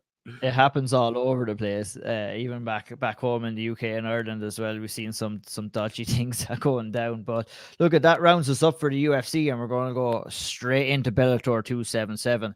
And I'm going to just bring up this point. I'd rather talk about the fight more so than the lack of promotion for this caliber of fight, to be honest, which has been disappointing. You know, I don't think that there's enough people talking about this fight between AJ McKee and Pitbull. I think it's a fantastic fight. It's going to be super interesting to see how Pitbull responds after that first loss. It's going to be super interesting to see how AJ McKee responds, because, you know, for AJ McKee, it's going to be like, you're not going to go in there and blow him out of the water this time like you did the first time around. And, you know, that can be difficult and for him to kind of manage. But I don't know. Sean is laughing there. Maybe he thinks he is going to do that again. I was only laughing at Spencer because he was the one saying, right, he probably will. So I'm like, yeah, maybe, you know, he could. It's hard to know. I think, yeah, I don't know. After, I think Pitbull will use his experience to kind of stay out of danger for me at least a little bit longer. But one thing that stood out to me massively in that first fight was the size difference between the two. AJ McKee was looking huge inside the cage, and one would even make me question, is this going to be his last featherweight fight ever, to be honest? Because if he goes in there and beats Pitbull again, he's nothing really to prove in that division. He won the Grand Prix. You beat Pitbull twice in my eyes. You head on up there, you try and win that lightweight belt and take it off his brother. Sean, what's your assessment on this fight? It's an absolute cracking fight, and I'm excited to see it go down. Yeah, me too. A word, first of all, on the first point you made about like the promotion and everything of it. I was kind of saying on one of the preview shows that maybe the fact that the UFC pay-per-view was last week, that they kind of held off and waited for that to die down, and now they're bringing it out. And maybe that's still the case here. What day have we? What's this today? Thursday? So it's a bit late now. But they did that. I think they did the press conference on Monday. And I saw like one clip from that, and the clip was about AJ McKee talking about Volkanovski.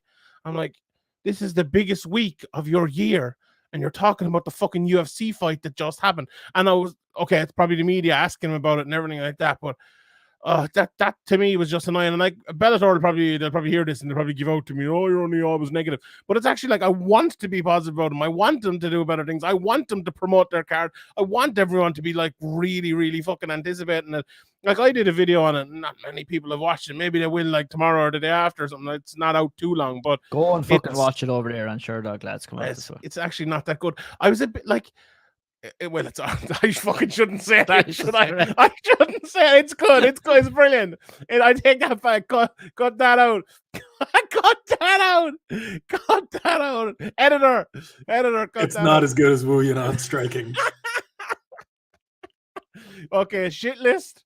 My video of Vicente Luque, good list. Sacked in the morning. You're getting sacked in the morning. I'm sorry. No one tell anyone in Sherdog. No one tell.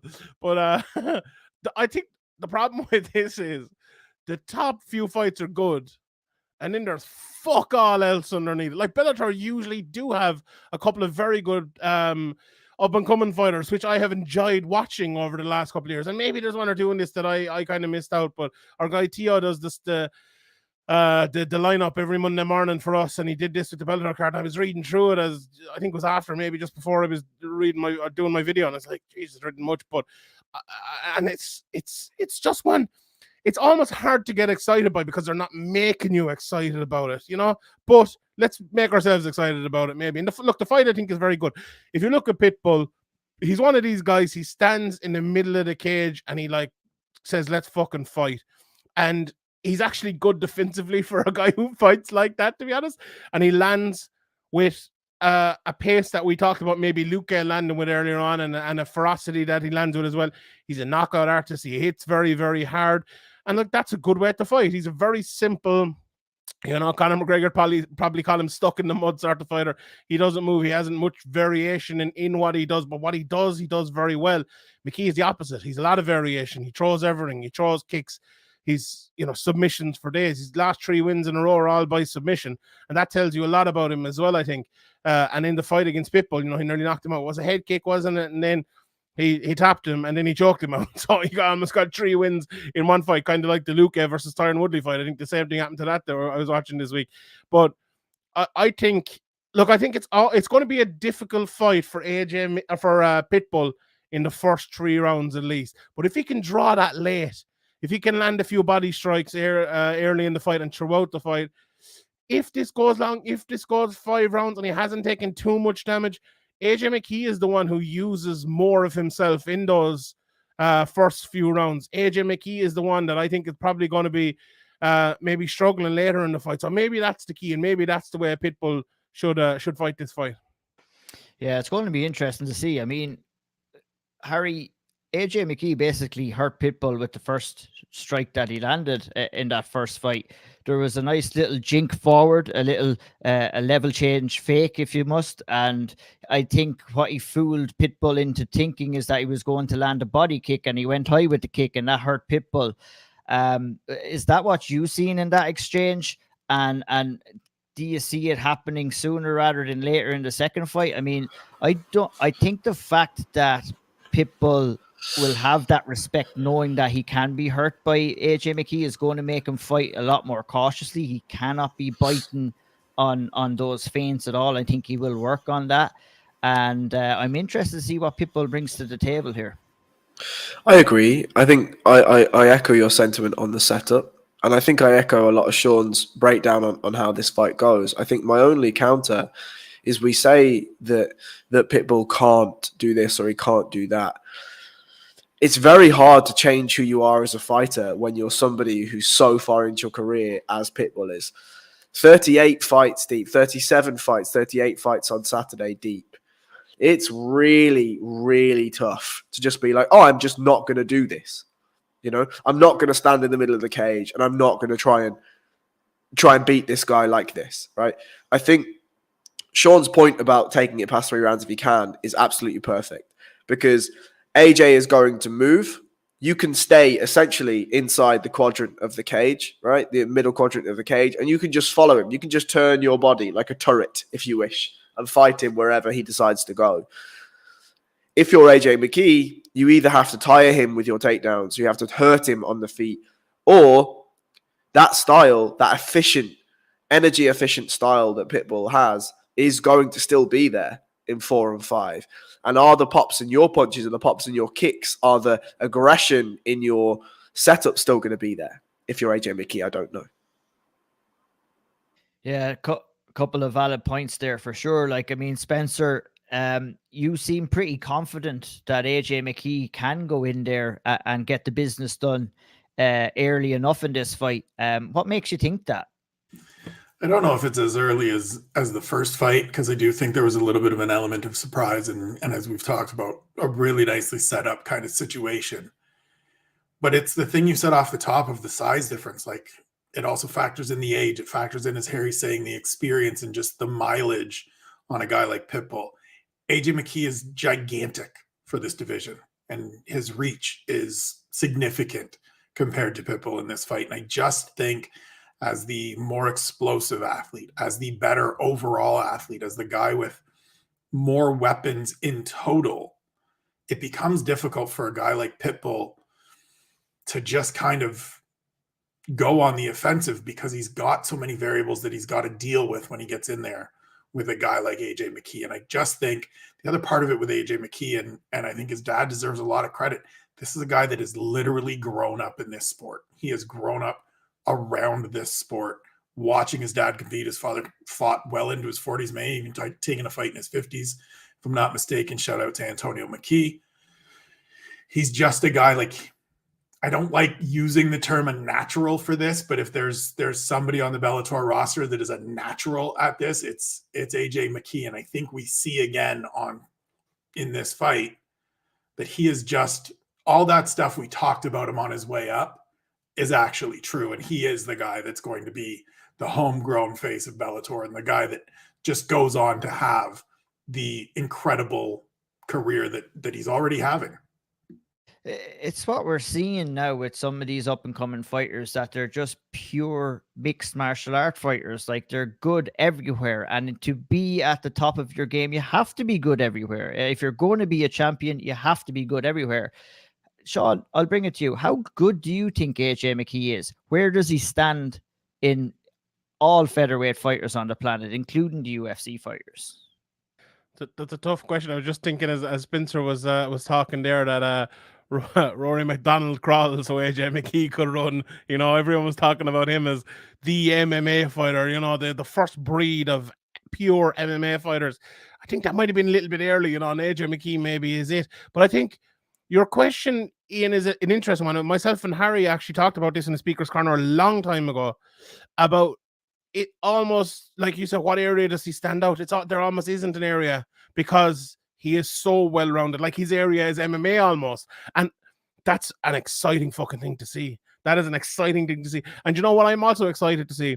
I'm excited to see, and maybe not this is not the fight to see it, but I'm excited to see if a specialist in a certain area can beat him like that.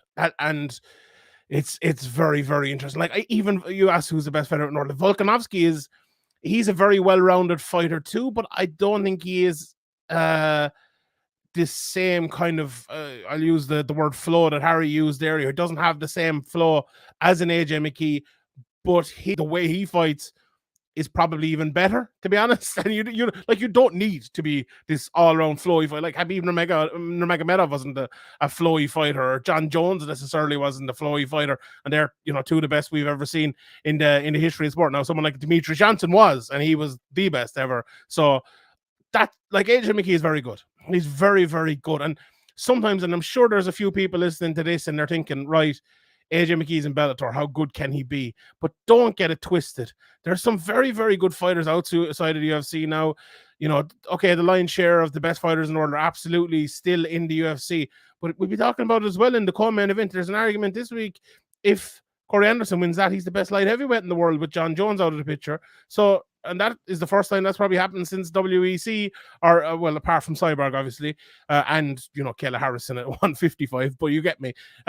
It's a very interesting thing, because Bellator have some very good fighters, and the reason, and as Spencer alluded to there, is they built him, you know, like they've built Michael Chandler, and like they've built Aaron Pico, and like they've tried to build James Gallagher and some of the Irish crew from literally day one, wasn't it? Having all his fights been in Bellator, if I'm not mistaken, to be in the argument. Even, you know, you asked me, and is he the best featherweight in the world? And for you to even ask that question means Bellator have been ultra fucking successful in what they've tried to do here.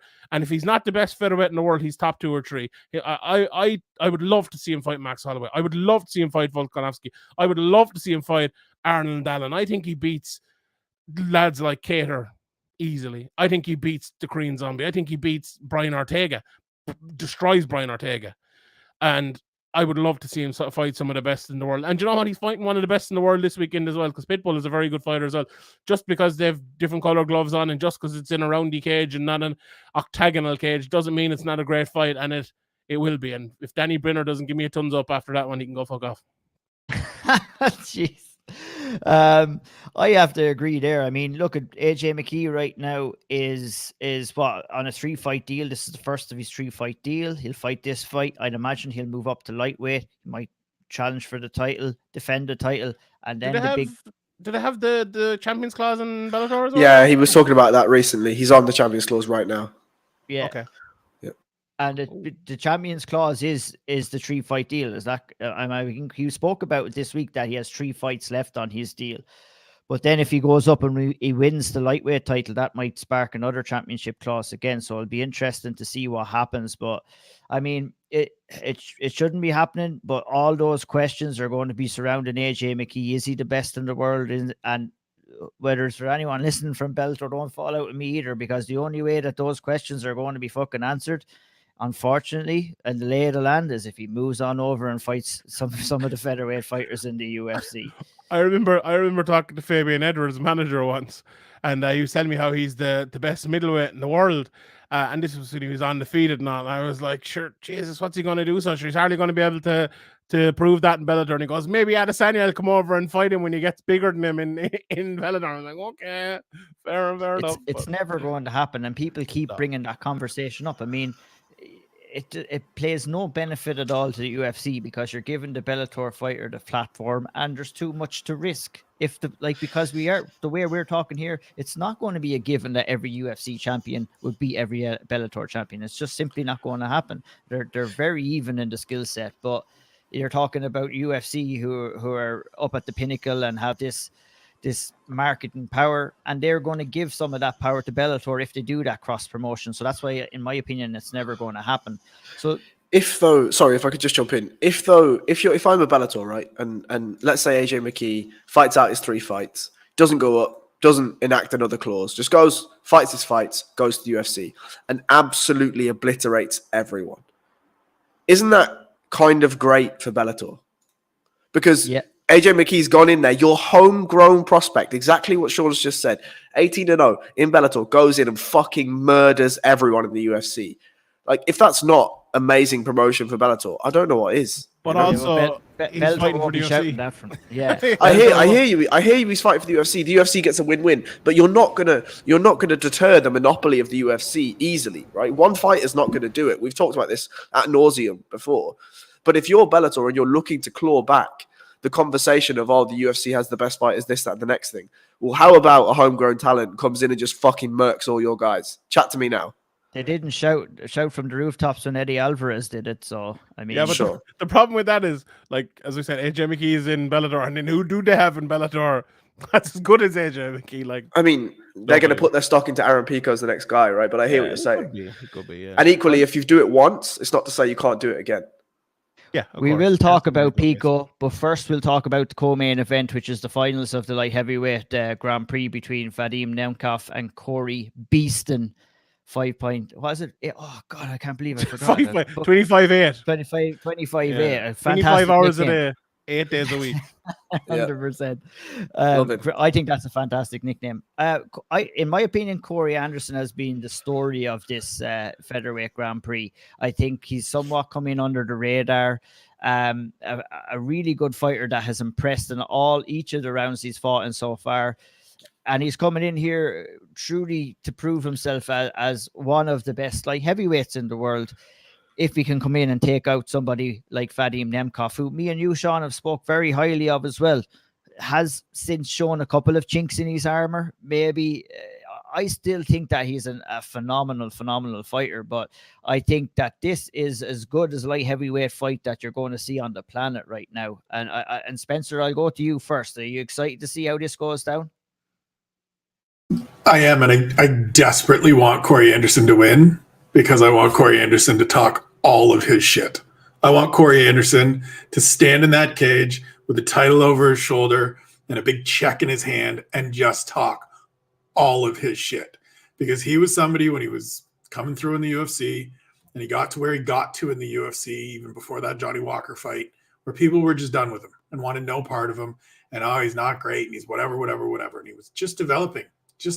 He is a perfect example of a fighter that just needed time and experience to grow into who he is as a fighter. And we've seen that progression.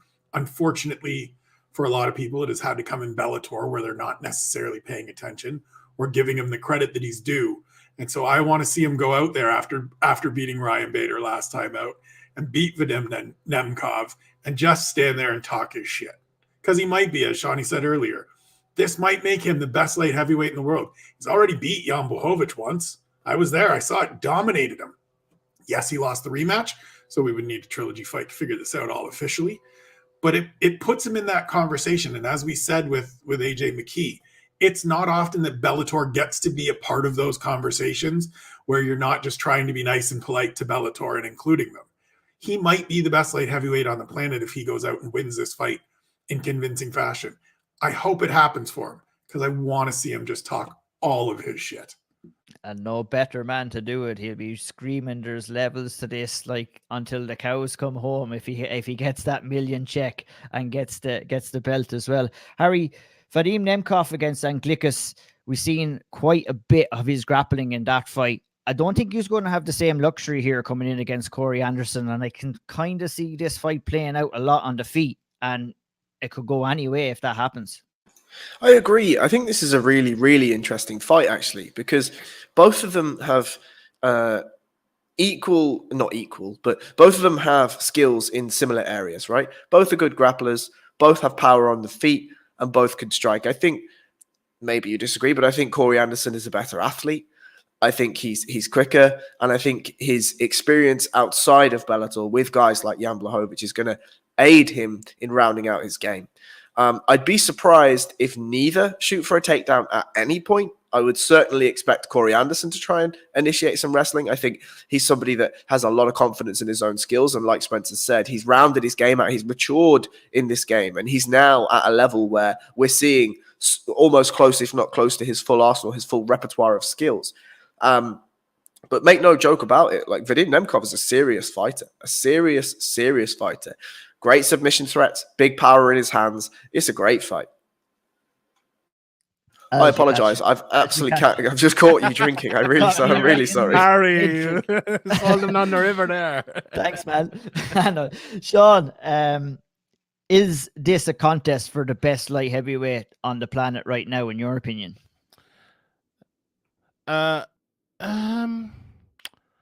No, I would say Yuri Prochazka is probably the best light heavyweight in the world. Yes, honestly, I'm glad you said that. I'm disappointed and I'm glad, because I wanted to stress that point too. I think Prochazka is a really good fighter.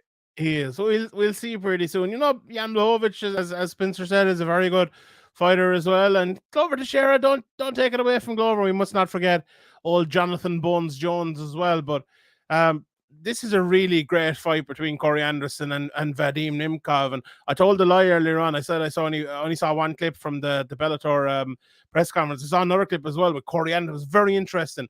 He was talking about the wrestling and talking about how he's a better kind of double leg guy, and about how Nemkoff would be better against the cage, maybe taking him down with the upper body, which I found like fascinating to hear someone give away something that interesting, even though maybe it's a little bit obvious, but still.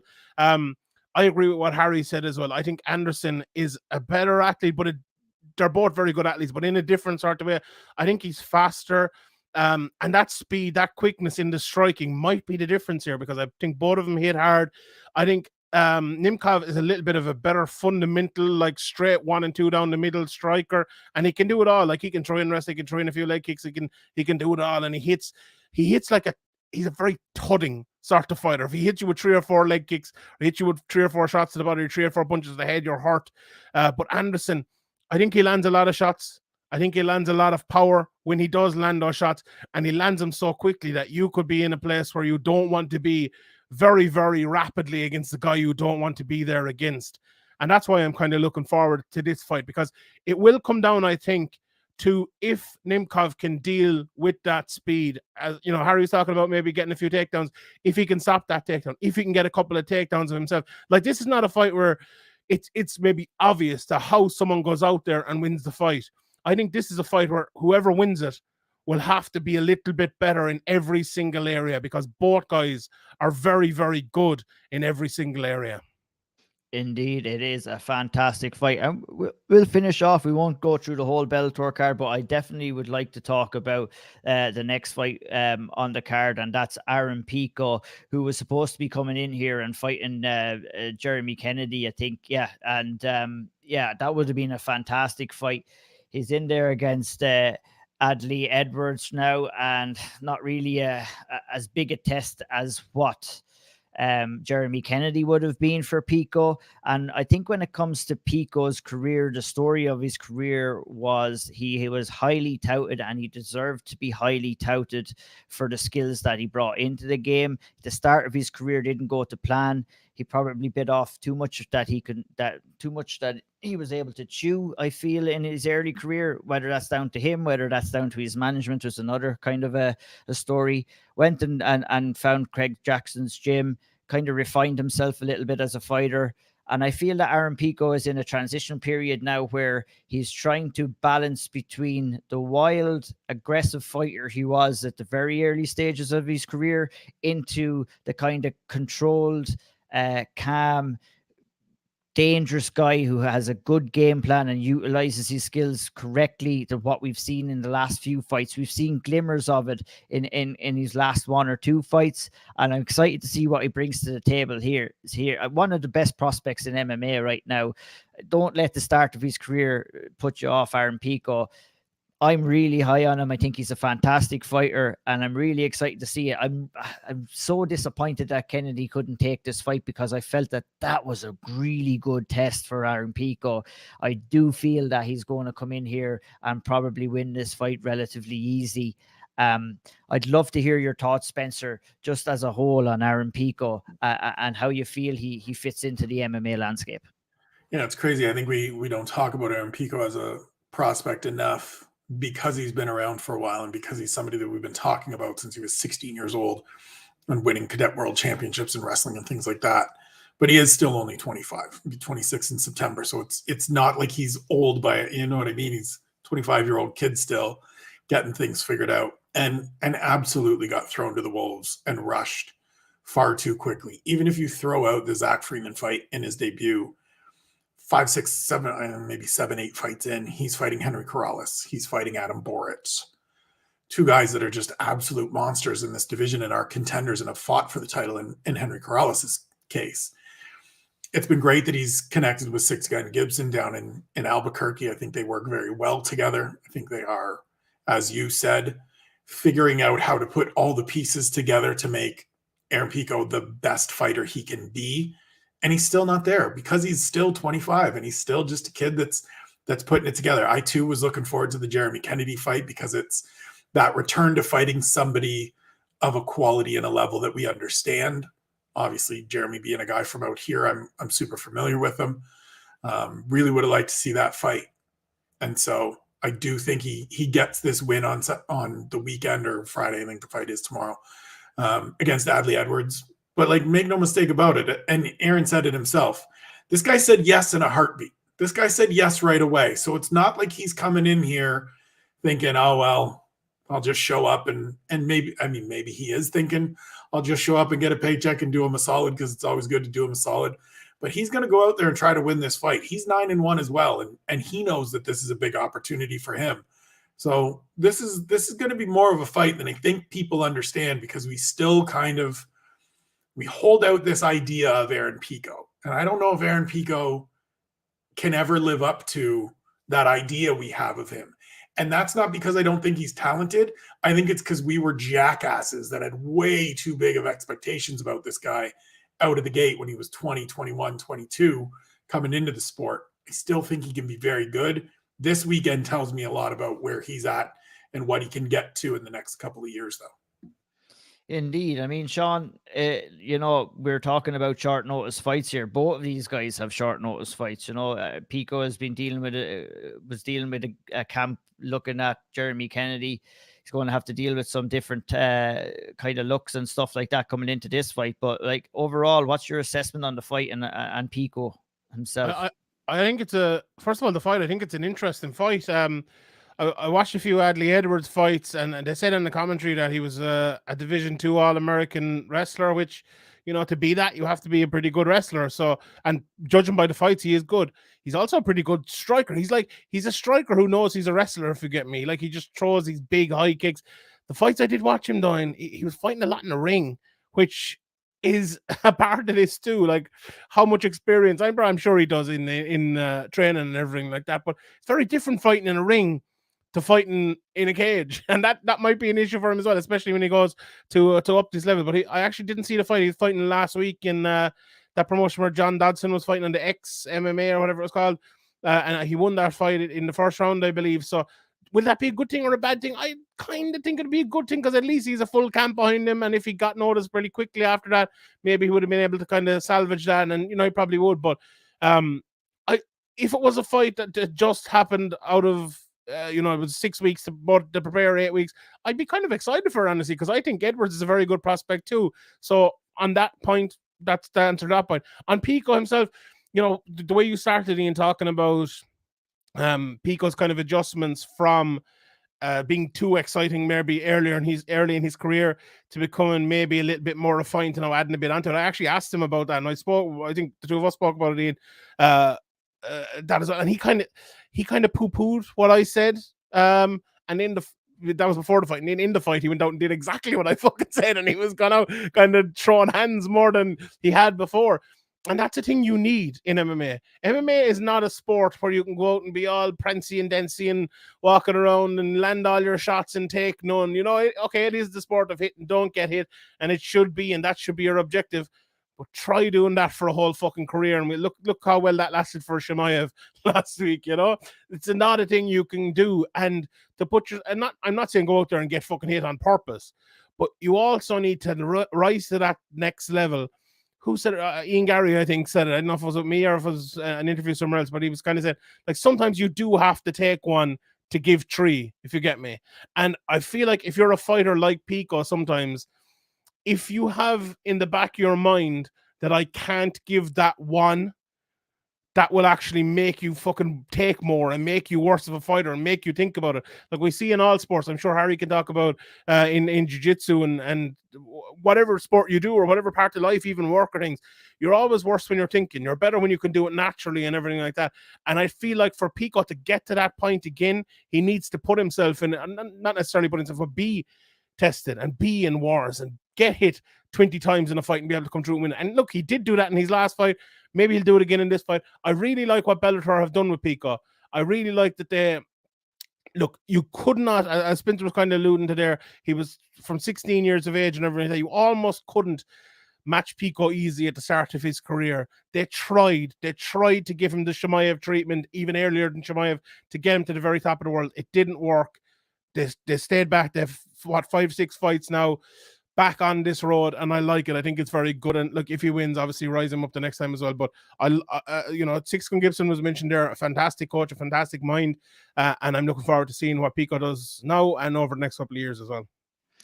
Indeed, Harry, it was that move down to, or I don't know where, if I'm going to say down to Albuquerque, because I say I travel down everywhere, no matter where I am in the world. The move to Albuquerque was one that we've seen a real change in Pico. And you know what? To have the kind of, a lot of fighters will have that ego. They want to stay loyal to what they know, but he and his team are wise enough to make that move, and we did see some promising changes. How far do you think that they can take him, and how far do you think that Pico can go? I still think it remains unseen, right? As Spencer's already said, the kid's 25. I think one thing that we should notice, and the thing I think that really allowed for all that hype to come out, was just look at the raw skills that he has, right?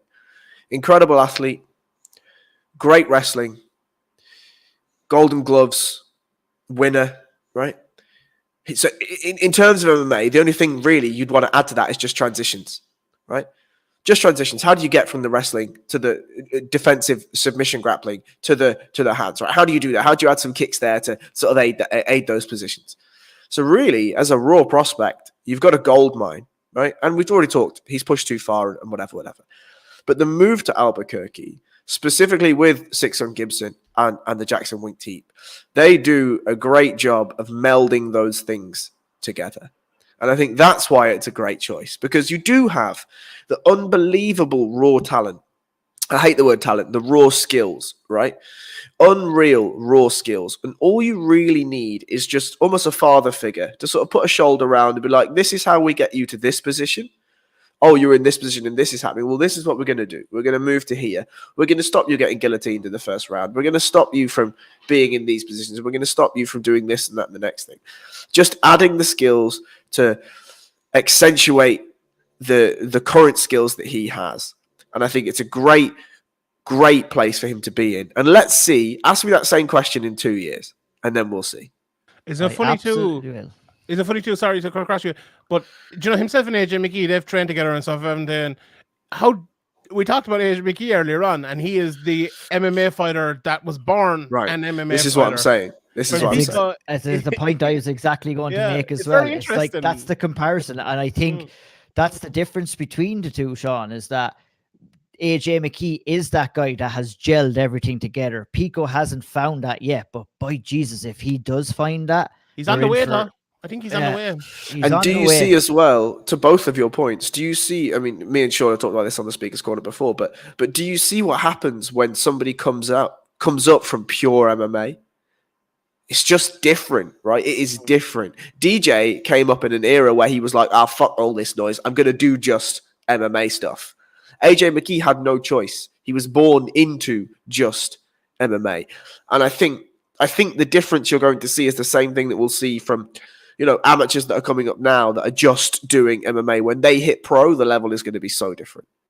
And I think some of the differences that we will see is differences that we have seen already, because we've seen Pico devastatingly knocked out. He's had to learn some tough lessons so far in his career. And, I didn't agree with how they started off his career. I think that they're on the right trajectory now. I think they're giving him the right tests, but he's going to come to a crossroads as well where we're going to find out if it's too much too soon, or if he's ready, or if he is actually going to be the real deal. And I'm excited to see. I love watching Pico fight. I love the story around it. I love the questions around him.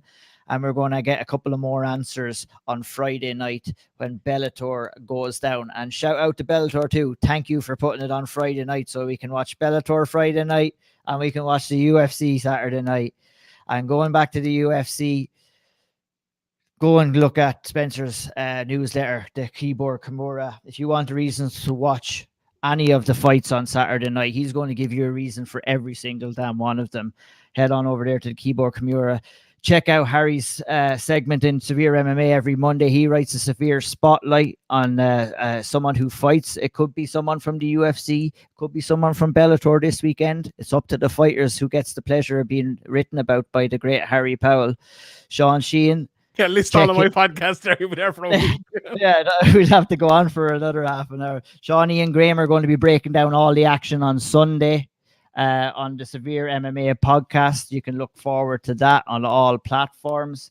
Go and follow Spencer Kyte at Spencer Kyte on Twitter. Go follow Harry Powell at BJJ_Harry Powell on Twitter. Follow myself at I O'Neill MMA.